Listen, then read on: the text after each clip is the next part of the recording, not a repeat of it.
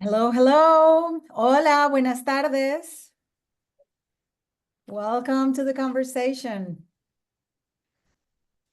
Muy buenas tardes a todos. Para esta conversación tenemos la opción de interpretación simultánea. La conversación se va a estar dando en inglés, pero tenemos la opción de poder escucharla también en español. En la barra inferior de Zoom va a aparecerles un globito que dice interpretación y ahí pueden seleccionar el idioma. Pueden escucharla 100% en inglés o pueden escucharla en el idioma original, donde podríamos estar hablando en inglés y en español, o pueden escucharla 100% en español. Bienvenidos, bienvenidas. Bueno, pues nada, arranquemos. Son las 5:08 de la tarde, hora Colombia, Perú. Gracias por estar aquí para una conversación profundamente relevante en estos tiempos de transformación que vemos cambio, incertidumbre, todo crece exponencialmente y el liderazgo se encuentra, digamos que en una encrucijada poderosa y es como en medio de los avances tecnológicos continuamos liderando en un mundo que también pareciera nos exige montarnos en esta era de inteligencia artificial. Yo soy María Paula Cabrera, gerente general del Instituto de Liderazgo Generativo para Latinoamérica. Y para mí es súper importante estar hoy aquí con todos ustedes, dado que tengo el encargo junto a nuestro equipo de coaches, consultores y mentores, y pues en cabeza de Bob Dunham, tenemos este encargo de crear un mundo donde todos podemos prosperar. Y esto en Latinoamérica significa desarrollar líderes, desarrollar equipos, organizaciones donde logremos resultados valiosos para todos, llenos de sentido, llenos de satisfacción y cuidando lo que nos importa. Hoy tenemos un panel que hemos llamado Liderazgo Generativo en la Era de la Inteligencia Artificial. Y este panel nos invita justamente a eso, a explorar cómo es que podemos liderar estando conectados con lo importante y lograr resultados con empatía, con efectividad en este entorno que hablábamos que cada vez es más automatizado, incierto, cambiante. Desde el Instituto de Liderazgo Generativo tenemos a Bob Dunham, que va a estar en el panel. Él es el fundador del discurso generativo. Lleva más de 40 años acompañando líderes, ejecutivos, coaches, trayendo la mirada de la disciplina del liderazgo generativo. Ha creado programas, ha escrito libros como Innovator's Way, que es el más reciente, y ha ocupado cargos también de alto nivel en organizaciones en Silicon Valley, en Estados Unidos, y tiene su filial de IGL en India, en Estados Unidos, y pues aquí en Latinoamérica junto a nosotros. Y también tenemos como invitados hoy desde Kindworks, nos acompañan sus fundadores, que son sensacionales, ya los van a ir conociendo en esta conversación. Tenemos a Daniel Lozano, él es el fundador y CEO actual de Kindworks. Él ha liderado el diseño de productos de inteligencia artificial hace ya bastante tiempo, desde antes que la inteligencia artificial fuera famosa.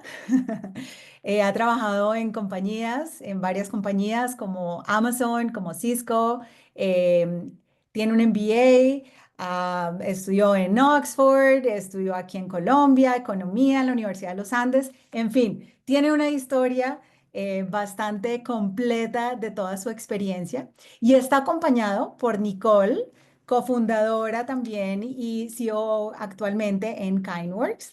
Va a ser la host hoy, quien va a estar moderando este panel de conversación entre Daniel y Bob, quien también tiene una gran experiencia, también es MBA, ha estado, es la host de un podcast de Kindworks y en fin, están aquí ambos para entregarse en esta conversación, para invitarnos a todos a que la disfrutemos. Así que prepárense para una conversación provocadora, una conversación profunda y sobre todo útil y muy actual. Vamos a hablar de tecnología y también vamos a hablar de lo que nos hace humanos y de cómo podemos liderar desde ahí. Así que bienvenidos, comencemos. And Nicole, this space is for you. Please complete the introduction. I gave just a little bit of introduction of you and Daniel and Bob, but I'm sure that with your questions, we're going to get to know you a little more better. So welcome. Thank you, Maria Paula. We're thrilled. The whole Kindworks team is thrilled to be here and excited for a great conversation and a really important conversation as well. Very, very timely, obviously, with everything that's drastically moving and changing and growing in the world of both AI and leadership as well. So I want to start at the beginning. Obviously, this is generative leadership in the age of generative AI. Starting with just leadership and is Bea telling me to slow down? Yes. Okay, I'll slow down. Part of leadership of listening is a great. Yes, I saw that. Practice it and you've regenerated yourself into a better leader. Well done. Yes, I speak quickly. Bea, I will slow down for you. I thank you for that. But I want to start with just leadership, and in particular, Bob has been, writing and teaching and learning and studying leadership for so many years. So for both of you, just how do you think about leadership as a whole, and what traits are important as a leader? Oh my goodness. Shall I start, Daniel? Please do so. Okay. All right. So this conversation was given the title of Generative Leadership in the Era of Generative AI. So the first thing I want to do to be able to talk about leadership is explain the words generative. Generative, when applied to AI, means that it is an application, a software application that has been able to take on certain abilities in processing digital stuff to look like it's generating something that could have come from a human being. That's a generative AI. And in the age of the generative AI, we need generative human beings. So what is a generative human being? It's very different than a generative AI. We're not just an algorithm, and we're not just taking from the past and producing something. So our use of the word generative at the Institute for Generative Leadership draws on multiple sources. One is it was used by an explorer of language named John Austin back in the 1940s. He discovered a piece of language, he said, that had not been discovered yet, that said there's a generative part of language. And in that generative part of language, we generate the future. We generate action, and we do it through acts of commitment. So all of a sudden, we're seeing a part of being human that's generative. And this happens in the world of speaking and listening. So it begins to bring in all of us. One of the sources of our work is the work of Umberto Maturana and Francisco Varela in the biology of life. And they used the biology of autopoiesis to say it generates life. So we are generating life. And our biology is something that is fundamental to our learning. So we can learn to shape our biology. Again, we can generate. Another source of the word generative comes from the invention of stages of development, originally by Erik Erikson. And he characterized adulthood as the generative phase of being human. What makes an adult generative compared to the earlier phases is you take on responsibilities for other people. You generate life in taking care of them. And then the way that we've been working with generative, in addition to all that, is it connects to the foundation of being human, which is inside us. It's not measured by our external action. It is an internal experience of what we care about, because what we care about determines what matters to us. And so when we connect to our care, we also connect to the foundation of value, satisfaction, meaning, and the source of passion. So these are not going to go away because there's AI. Generative human being is still called to be, if anything, more human and more capable of bringing these dimensions into the world in which we have AI that can imitate being human and do certain things, but doesn't really get it. You're never going to get married to an AI and have kids. You're never going to have love in terms of the deep somatic. There'll always be some separation. So AI is a new kind of entity, a new kind of being that we have to get to know, a new member of our team. And there's going to be some learning we have to do there. But the most important learning I'm going to share with you in the conversation today is to get better at what we've always needed to be better at in leadership, which is to be clear about what we care about, to be clear about the future, to be clear about how we help people coordinate to create that future. It just means that we need to be clearer, more rigorous, because if we let I take the lead, it's going to have some slop in it. It's going to miss the mark.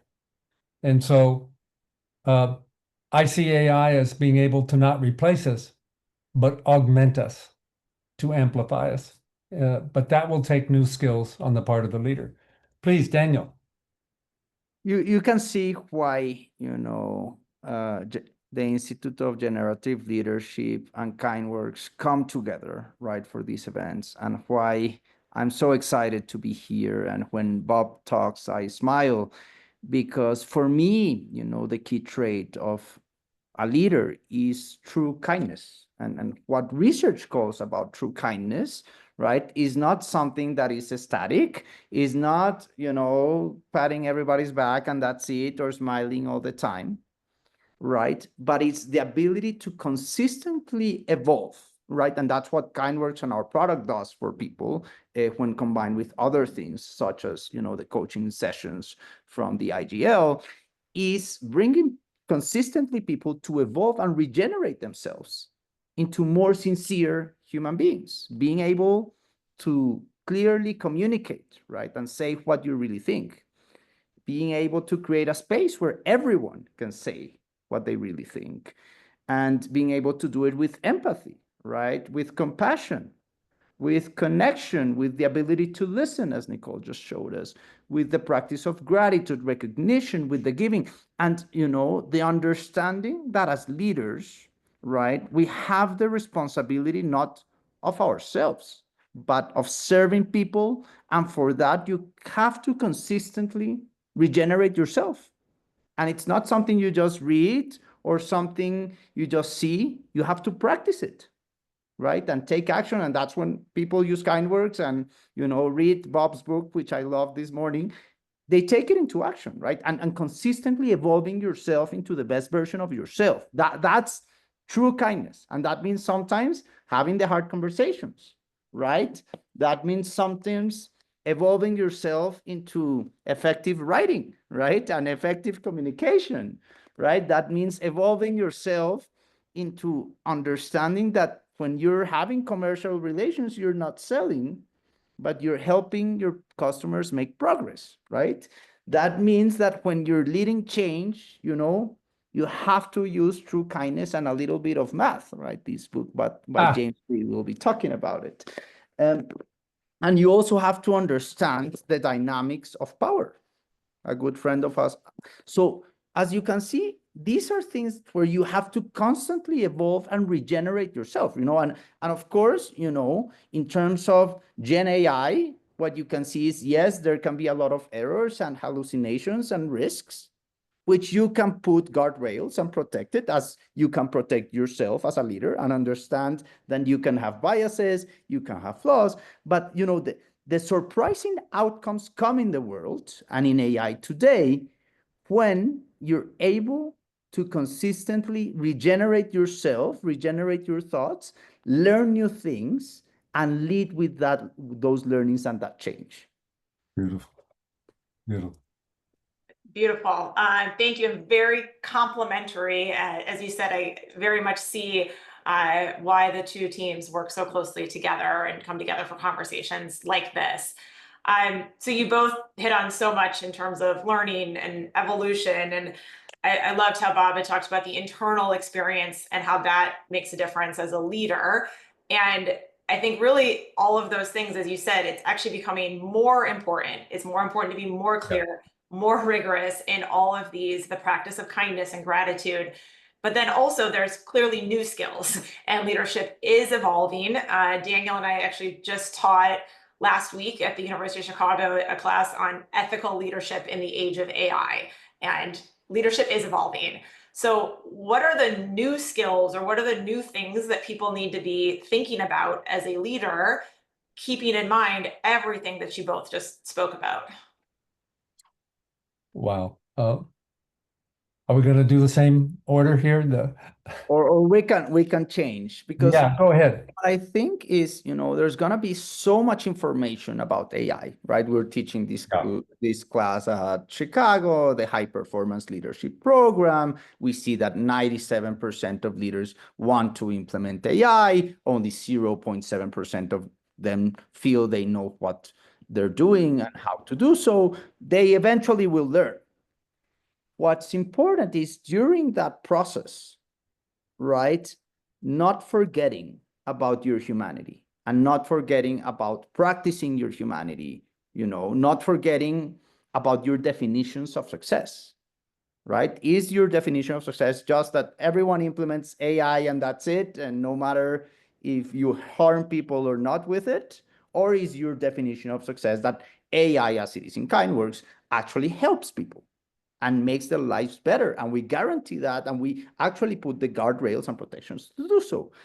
And most importantly than everything is that the definition of success of a true leader is the human experience of everyone in your team, right? When you have scenarios such as today, when somebody from our team is transitioning to another place, and we all end up crying and smiling because we had a huge appreciation session and we all love kind of each other.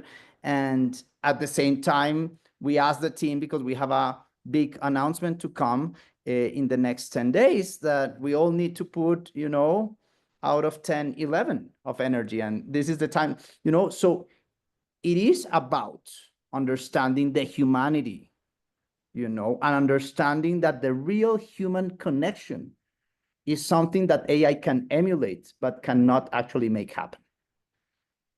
Beautiful, beautiful. I believe the risk, the ethical risk that AI represents is simply an amplification of a risk that was already there. Let me explain why I say that. If you look at the culture of today and ask the question, what is action? What you find is most of the answers, most of the behaviors that we take in our culture today is treating action mechanically. We do this and we get that. And it's really been amplified with the advent of science, technology, process, design. And a result is that often people are treated in organizations like a piece of the technology, a unit of production. I even have a reaction to the department name of human resources. I don't want to be a resource. I want to be a person. And so this is a blind spot in our culture because we don't see it that way. We don't see that we are trying to be better machines, that we are trying to mechanize everything, trying to take the people out and just have something controllable and predictable.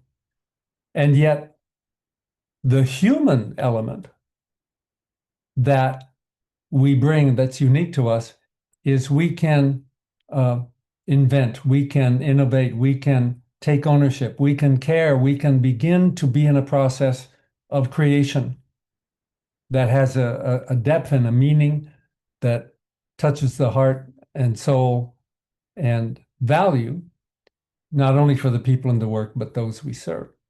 And that is what's been suppressed pervasively in this model of mechanical action. But when we go to what we're now calling generative leadership, we're bringing forward the human being first. That action is a human act. That action requires commitment and care, which are internal to human beings, that are coming from what is cared about, the foundation of passion, and that we can create shared conversations, shared care, shared futures, shared commitment, and begin to make a contribution out there in the world. And so there is a voice that comes from the common sense saying, "Oh yeah, but that's just woo-woo. That's just softy. That you got to go for the numbers. You got to have the machine." And our experience over 40 years in generative leadership is when you have the human element be the foundation, the business performs better, because that's when people bring their ability to create value together.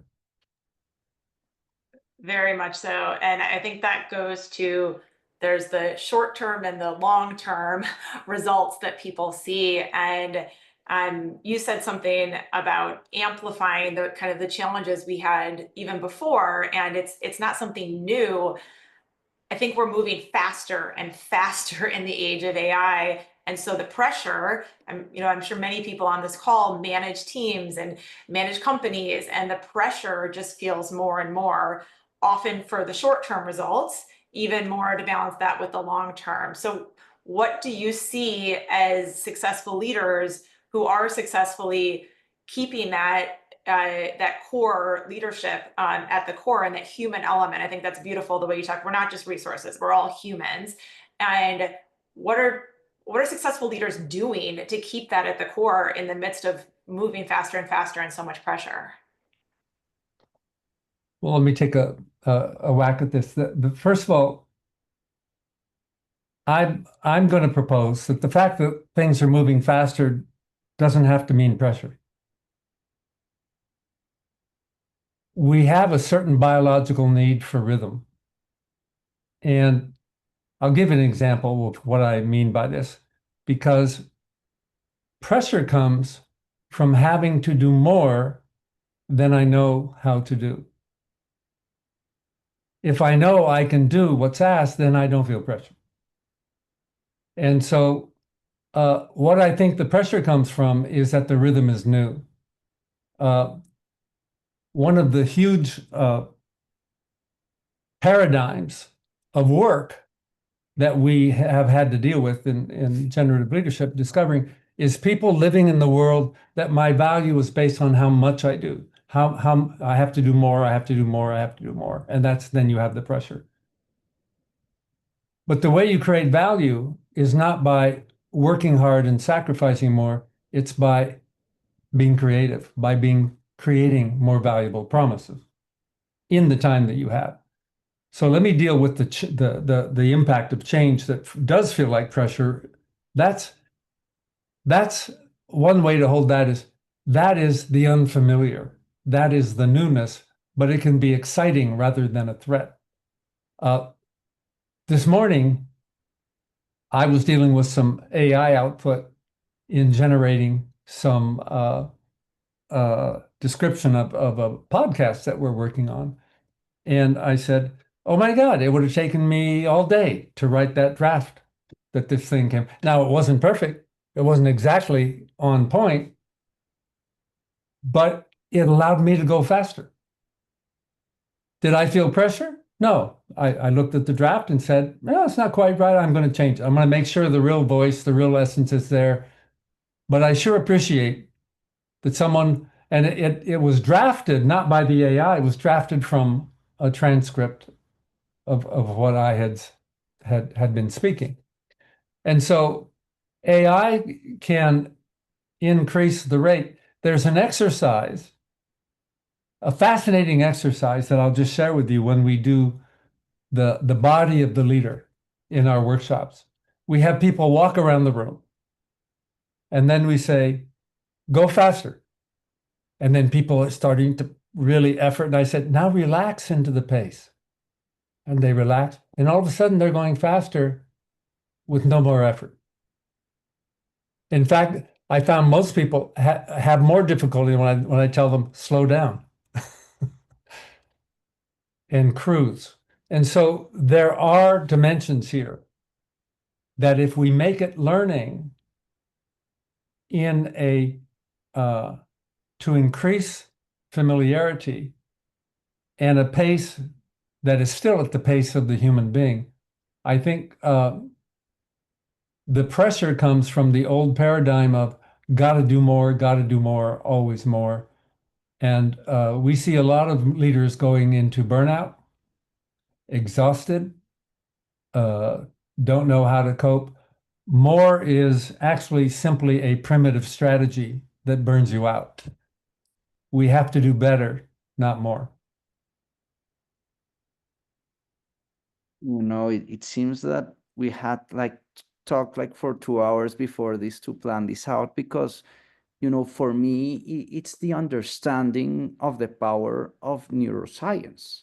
You know, what Bob is mentioning here is it's not random or things. You can see all the books he has. There is science behind this.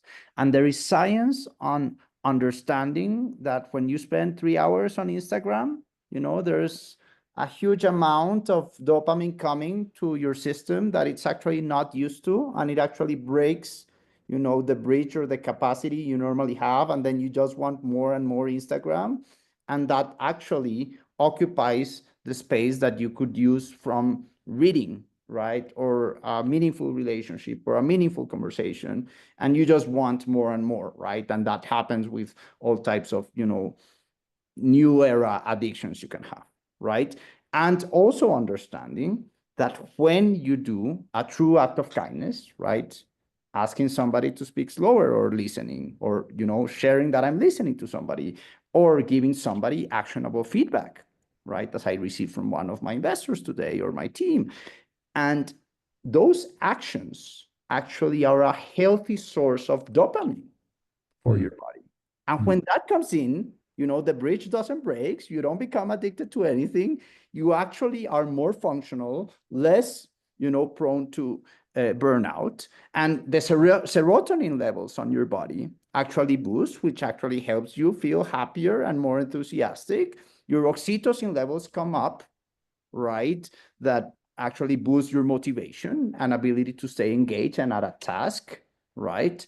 And at the same time, right, what generates many times, you know, burnout, as Bob was mentioning, is the amount of cortisol in your body, right? The cortisol or stress levels, or when you're trying to walk faster, but you don't end up walking faster, actually, you know, that cortisol level comes down. And when cortisol comes down, the actual access to your prefrontal cortex comes back in, right? So you have the ability, when you're more relaxed, more calm, instead of trying to just rush, to take wiser decisions, right? To be a better leader. So understanding the principles of neuroscience and applying them by practicing generative leadership, through also connected with the practice of kindness, those are the things that exceptional leaders will be able, right? Because you can program an AI and tell the AI to do something. You cannot program a human. Yes. A human is the result in many ways of the day-to-day of what they live, what they practice, what they eat, and the chemical reactions in their body. And understanding the power of neuroscience and what we talked is what can get leaders to be exceptional. And I'm going to tell you something here, and I'm going to tell it slowly. AI technology is far from being able to lead. Yes, you know, all the kind of new experts in a month or something that talk about AI is like AI can do everything and they're going to be fantastic. Not true, guys. The technology is behind. There's still a lot of gaps that will take a while to fill out. And I tell you because I was president of Oxford's AI Society in 2017. I've launched biggest AI product at Cisco in a defined space. I worked on that on Amazon. We've been working on this with Nicole for 5 years, and now we're actually, you know, teaching that because of the concerns. AI cannot do everything today. The technology is behind. You cannot put a leader that has hallucinations there, right? And in that sense, right, the ability to lead through deep human connection and the practice of generative leadership and the ability to practice kindness is something that is going to be very hard to replace. And if I see leadership in 3 to 5 years, I think that's where everything's going to evolve to answer Federico's question too. I very much agree. And I don't know if Bob wants to hit on that too. I think just following up on Bob, your example of the podcast description is a great example of augmenting, and there's many instances like that. I think what's really important there is the critical thinking lens that you had for it, of not just AI and then go, but AI plus the human, the HI and the human intelligence as well. And I also like what you said of reframing of, not having those high pressure, that feeling of high pressure. I think many people come from organizations where it's easier said than done sometimes. And the key piece is creating the environment, which you both have talked about. So how does someone go about creating that environment, especially when they're coming from a place that already is a high pressure environment, to move to this place to slow down, to actually move faster? Oh, fabulous. So I believe this is one of the key functions of the leader, is to be an example of how to deal with the situation. So when there's a crisis, the leader is not the person who gets the most excited, the most triggered, the most crazy, and runs around saying, let's jump off a cliff. The leader is the person who learns to breathe, who learns to slow down, to tell people, let's take a moment here, or let's move, whatever is called for in the moment. But that's the ability to hold the moment, to hold the space of action, to hold the future, and to provide the energy where people can say, I can find my place of choice. This is a body that's helping me calm down just by breathing slowly. With my people learning, I say, you need to learn to walk into the fire and not be burned, because you're going to have the fire slow down.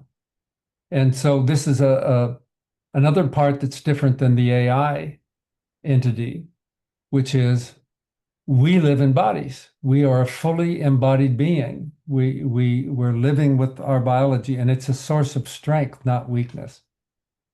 But here we go to the blind spot of our culture again. Most people in leadership have not been trained how to manage their body. They have not been trained how to manage their emotions. They have not been trained how to manage the kind of language they use. They're everyday people who got promoted with the title, and it's like giving a scalpel to someone saying, you're now a brain surgeon because I'm promoting you, and they haven't been trained. And so what we've learned in generative leadership is that the depth of leadership understanding today is the depth of a profession. It does take time, but if you're going to become a physician, you learn your anatomy, but you also have to learn your physiology. You have to learn diagnosis. You have to learn. And if you do that, then you can do incredible things. We have found that the same thing is true, even with people who are successful, that they have a whole new level to go to when they understand a new worldview, a new paradigm of how human beings interconnect, how they coordinate or not, the challenges of dealing with all the problems of teams and groups of people when they come together, overwhelm, anxiety, distrust, resignation, resentment. I mean, we can go on and on. That's part of leadership. We need to be skillful with that stuff. And when we do, we open up our future and our world to new horizons. So AI is going to challenge us to be even more in our bodies, in our connection with other people, and knowing how to move, how to think, how to show up, with kindness, with connection, with deep listening, with authentic care, because we're creating that future together. And the danger here, I think, is less from AI than the reaction of the body that has not yet learned these skills. You know, and the first thing that I thought right after the question was back to the past question, right? And it's all neuroscience, right? How your body works, right? What Bob was just telling us, right? Generative leadership in many ways comes of understanding, your body and yourself. And, when you understand neuroscience, when you understand generative leadership, when you practice an act of kindness and true kindness, right? It can be, having a hard conversation. It can be taking a difficult decision, right?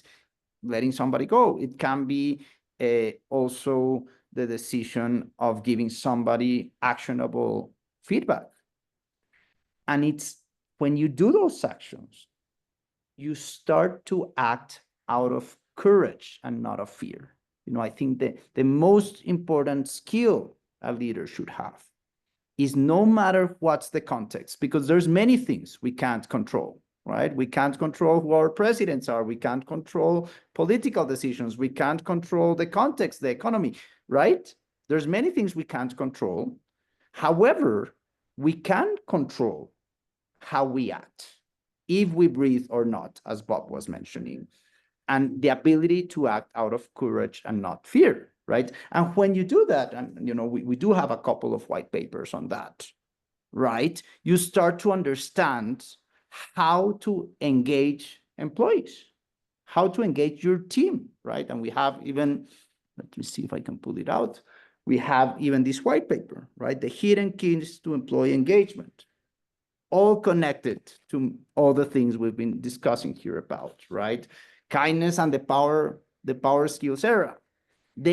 All of this is connected into something AI cannot do, and is deep humanity within you to lead by example and drive actions. Beautiful. Beautiful. Yes, and I think that it kind of hits on Federico's question a little bit of how do you see leadership in 3 to 5 years, and focusing more and more on those human elements that AI cannot replicate. But want to make sure we hit on that too. And if there's anything else in the next 3 to 5 years, and it also touches one thing that we know is changing dramatically and quickly is the ethical decisions. And how do you see the ethical decisions changing in the next years, and how leaders need to react and be ready to react to those? On my side, and of course, would love to have 3-hour discussions or 4 hours as we do in Chicago for the high performance leadership course. But bottom line of the importance of understanding, first of all, what are your personal values, right? Write them down. Why are you here on earth? Why do you exist? What version do you want to generate of yourself? What's the prompt you're going to give to your body of what do you really, really care about? What's your mission in the world? Then what company do you decide to work for, right? So how do those personal values align with company values? How do they align with the business ethics? And then how does that align with the ethical decisions you take? Are you going to implement this AI that might harm some people or not?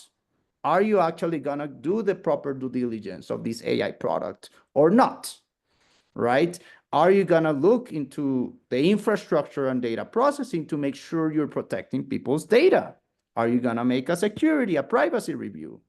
Are you also going to make sure that you're not doing an AI decision, for example, to show up in the newspaper and have the AI sticker and seem cool, instead of actually understanding what are your business goals, what are your resources needs, what are your current resources, and based on that, have a beneficial implementation of an AI product or anything else in your company. Like, wasting money is unethical, right? Doing a bad product assessment is unethical. You built this framework, Nicole. You know what I'm talking about when we've explained it together. But it's really thinking deeply about this and preparing yourselves to take the hard decisions, to take the unpopular decisions, but to do what's best for one, yourself, which means humanity, if your personal values are well assessed. Second, for your company. And third, to leave, something that you were gonna feel good about for the world. Beautiful. Beautiful. Yeah, I think what comes to mind for me with the ethical decision is, oh my God, is AI going to wipe out people's jobs and livings? And there is always that tension with an innovation of a change. And if we look at the invention of the spreadsheet, for example, oh my God, we aren't going to need accountants anymore. No, it allowed us to elevate the game of accounting to a whole new level. So I think there will be a transition in which some of these decisions will be made. But I also see in our company, for example, I see AI is going to help us to expand our game, to create more value and hopefully create more jobs. And to go back to the foundation of your ethics, I think there's, from the generative leadership perspective, there's some key human things that have always been part of business that are now even more important, of how you orient to AI being a part of your team. One is, what do you care about? Not desire, not prefer, not want, but what is deeply meaningful for you and for the mission of your company? What's the impact on the world that you're committed to, as Daniel said? What's the value you are committed to create? What is the passion you want to bring to that? What's your promise? What's your offer? And how are you going to coordinate action to deliver that value in a changing world in which learning and innovation are now more needed skills? And how do we bring that to our communities, to our companies, and to our teams? Then if I go back to the declaration that Maria Paula mentioned at the introduction, the ethical declaration of the Institute for Generative Leadership is, we're committed to create a world in which everyone thrives. If you operate from that principle, then you're going to be ethical. That is beautiful. I think it goes back to something you said earlier, Bob, of just knowing yourself as a leader first and your values, and such complementary ideas. I want to open it up to questions. If there's any questions, feel free to share them in the chat. Also, if anyone has anything, to raise hands as well. And obviously we can translate if they're in Spanish.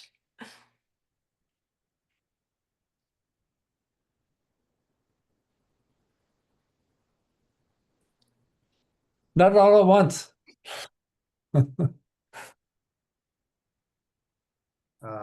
Sorry, can I? Please.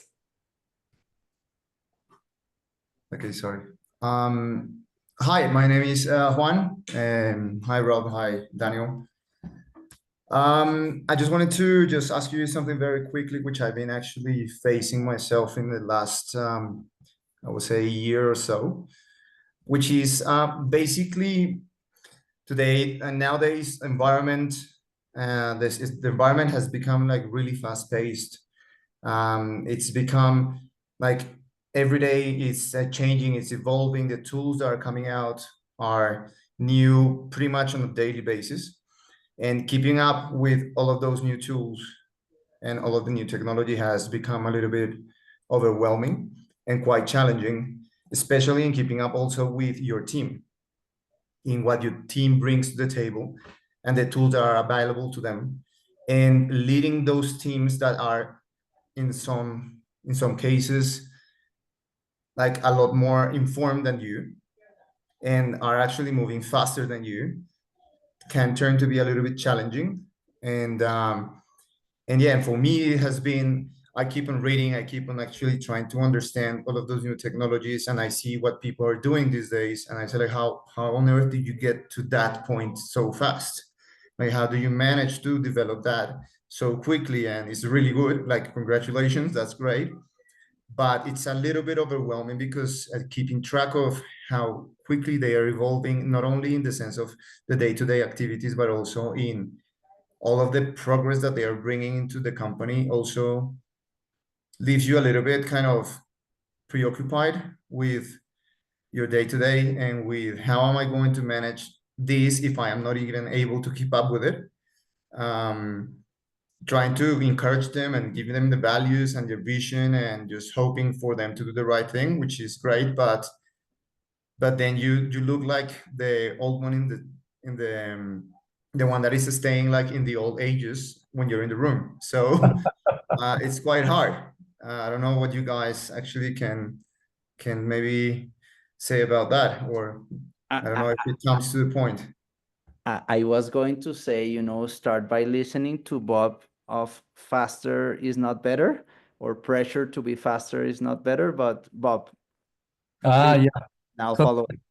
yeah, thank you. And Daniel is the guy who's been deep in the AI world, so I'm looking forward to what he's going to share with us. But I can say a couple of things. That one, that this has been an issue I've dealt with many leaders. They're saying, I can't keep up with everything, and the guys on my team are learning more. You don't have to be the expert. You don't need to know everything. You need to know how to deal with the experts. That's your leadership. You don't need to be the expert. So you need to be informed. How do you get to be informed? What is your network of being in a conversation that's feeding you what's relevant? And so there's a famous company in the US called Berkshire Capital Investment, and the guy, Warren Buffett, is the guy who's been running it for like 50 or 60 years. He's famous at all of his results. What he does, he spends half his day reading.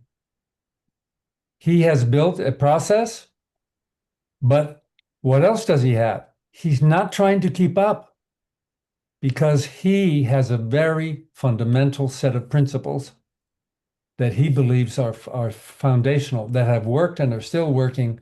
So he's only looking for what to do there. So I would make some suggestions for you. One is have a change update conversation in the team. Let people share their knowledge rather than try to compete with them in keeping up. Don't feel pressured that you have to be the expert of everything. Your job is to shape the actions for promises. When I first learned this, I was managing 35 software products, none of which I could be an expert in. I had to rely on the people who were the experts, but I never tried to out-expert them. I said, you tell me. My job is to, or as a leader, is to organize our promise. And so I think rethinking the context of what is keeping up in the leader's role, I think it has to happen in your life. It has to happen in 24 hours a day. It cannot happen more than that. And so every time we get into the more, this is another example of what I call the more monster, that no, we have to figure out what works and what's your unique contribution. You don't have to be the leader or manager because you are the top expert in the technology. So that's my suggestion: is invent the missing conversation and clarify your role. It's interesting because on my side, I'm more of an AI dinosaur because I've seen kind of multiple eras now on this, but there are certain patterns that persist, through kind of what we've seen in the last decade. The first thing is, be very skeptical. People are just claiming everything out there, and they show, a demo or they show something, and then when you look under the hood, it's not AI. So actually, the first module we teach with Nicole in Chicago And now I understand why, people pay $13,000 for, a week of this type of information. It's because the first thing is, the first thing I teach in that class is what is AI and not AI, right? Because there's a lot of things that is not AI, and they just package it on a nice way and then put it out. Or there is one technology and they put it as they put a wrapper on it and they sell you something else, right? So understanding your ability as a leader, you have, the mandate to be skeptical, first of all, and to really dive deep, right? There's so many experts that go and teach conferences and they just became experts of AI in a month, right? And they haven't deployed a single product of AI that has touched consumers high. They haven't deployed a single enterprise, product. And the second thing is faster is not better. We've seen more, and I have the chart even here, that's the fourth slide in my class, of the number of incidents and bad scenarios or bad results in terms of just going fast and implementing AI just because it's cool, or you want the sticker, or your board is bullying you to it.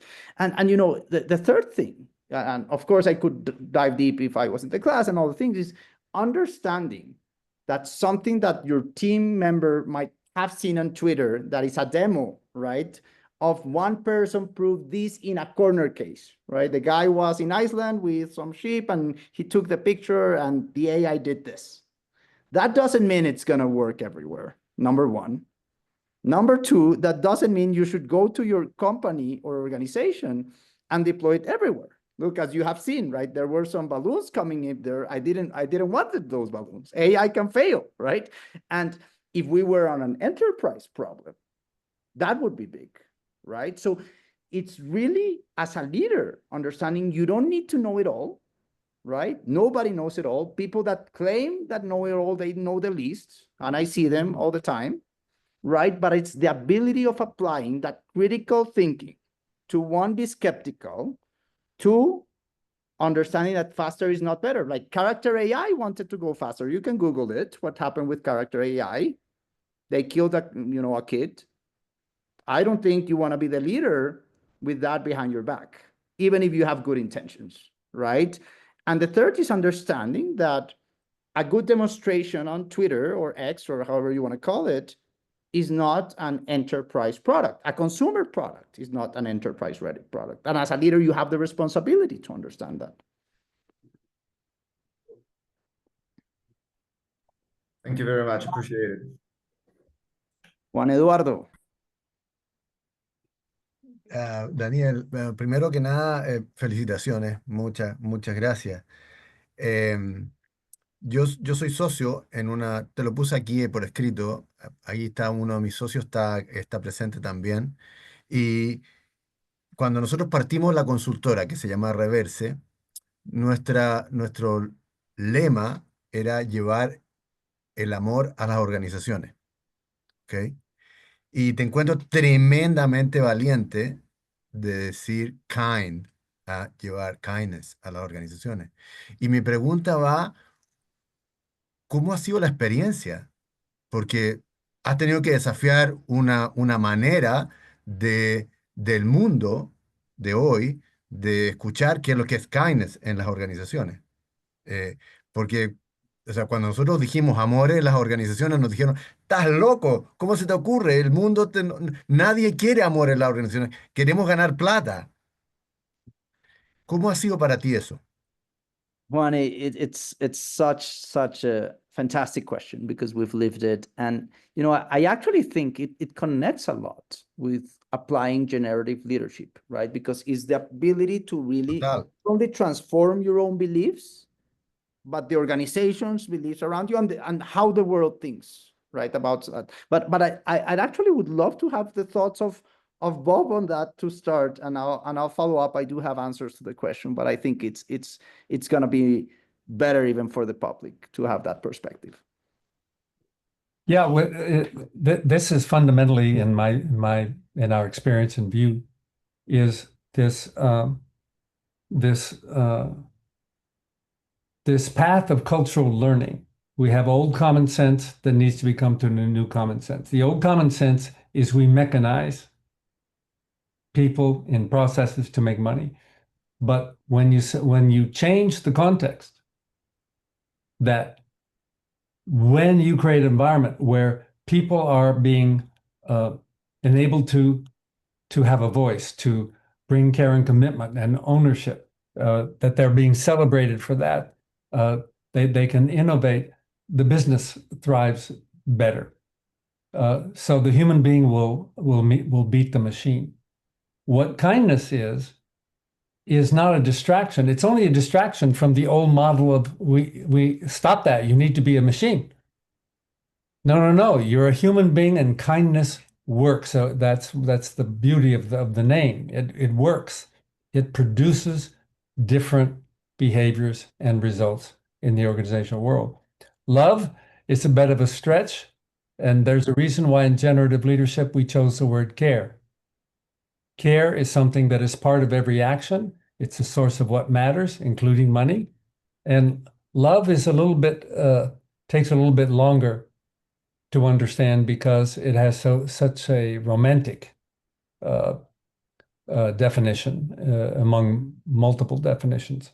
But in the end, life is about love. Anything that's making life happen is love. And so there's room for an either higher level of understanding the world of action, even from that perspective. Juan Eduardo, gracias. Bob, and it's so important to understand this at the root of what is the true definition of something you say, right? And when I started, the first example I gave about kindness is giving somebody feedback, right? Which would be on some people's mind the opposite, right? Because people think that being nice is being kind, right? And true love, people that love you are not the ones you fell in love when you were 12 years old, but probably the love of a mom or a dad, right? That tell you, you need to get yourself together and move forward on these things.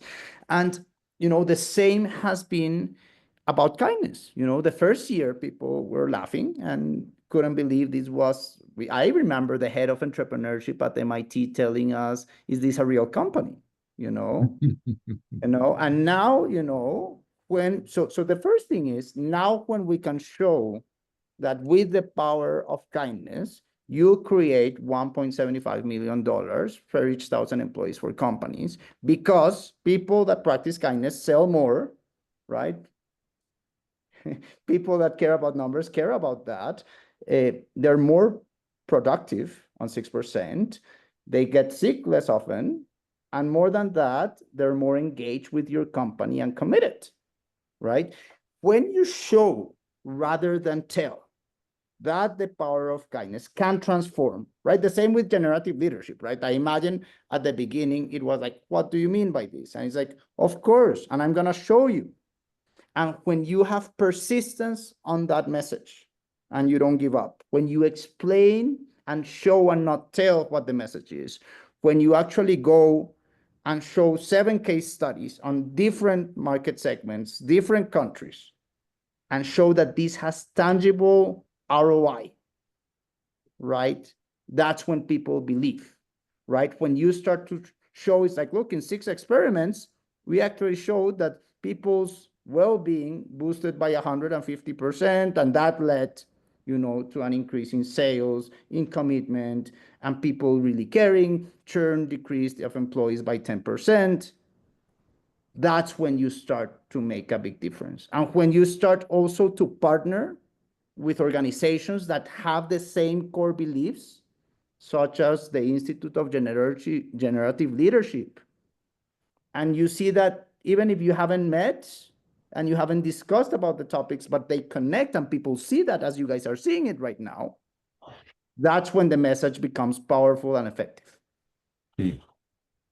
I was just going to underline too, historically, we've been taught, or this language, that being emotional at the workplace is a negative thing, but we're all humans. So there's emotion at the workplace, and we haven't termed things like anger or frustration or anxiety as emotion, but we've termed the things like empathy and consideration and kindness as emotion, when really these are all emotions, and the positive emotions have a greater impact on business success. So it's reframing how we think about language at the workplace to reframe these emotions as power skills, these strength skills. We do have one other question from Anna. Gracias. Yes, in the chat here, and I think it's a great one, so I do want to hit on it. But just in terms of how to hire for effective leaders in the new era, and especially how to validate that they have these power skills that are being discussed.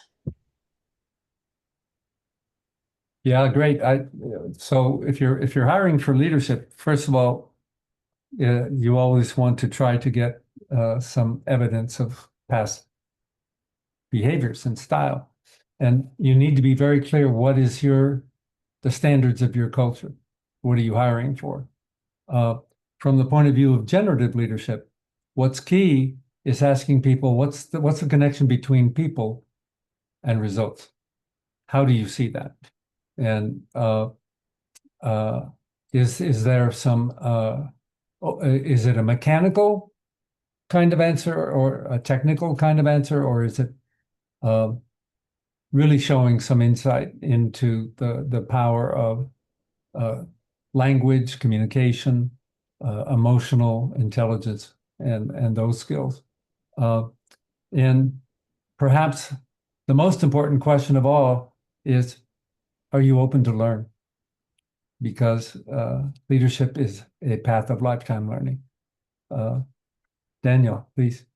You know, on our experience, because we do hire engineers, we do hire people from different skill sets, I think deeply getting to know people before you hire them, before you make the final offer, is the best investment you can do on your company, right? Because the thing is, like, once you decide, until the time you figure out, oh, we missed these things, oh, we missed this connection between impact and people, or, you know, there's not a fit with our culture, there's not a fit with the moment of our company, right?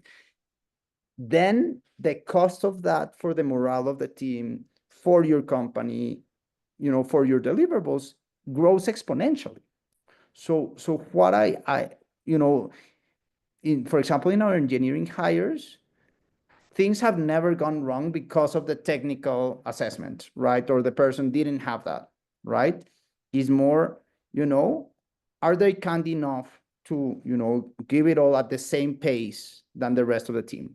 Are they able to handle things, you know, that are uncertain, and they just fight for it, right? At the end of this, what makes a big difference on all types of hire is the human element, right? And the power skills, the resiliency, the ability, and getting to know the story of their people, right? Like, were their families kind of in environments that taught them resiliency or not, right?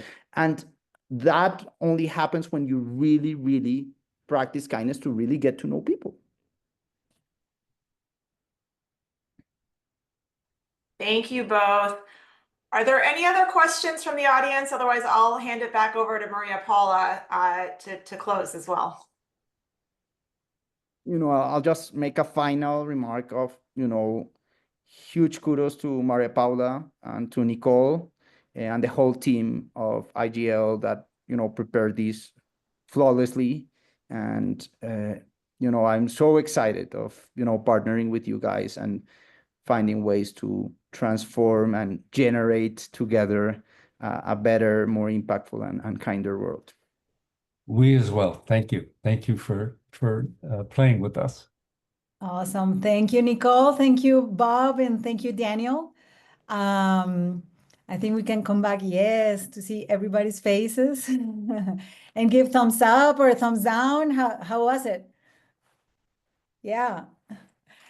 Great. Well, we'll have some conclusions here. We've seen that today's conversation wasn't just about interesting or cool concepts, as Daniel mentioned. We talk about the choices that we make every day as leaders, as consultants, as entrepreneurs, but basically as human beings. We are making choices every single day. So we generate the future, we take action, and we do so with commitment and with kindness. And as we heard from Bob and Daniel, value, meaning, and fulfillment do not disappear in the age of artificial intelligence. So in fact, they become even more essential. So let's close with a reflection here together of what are those decisions that we're making or that you are going to take today, this week, this year, to lead with integrity, with purpose, and with impact. And how will you prepare yourself, not only for the next innovation or product, but for becoming the kind of leader that this world truly, truly needs? So let our values guide our leadership. Let our actions expand our value, and let our value take care of what truly matters to you, to your people, and to the world. Thank you very much for being here, and we'll invite you to a following conversation soon. Bye-bye.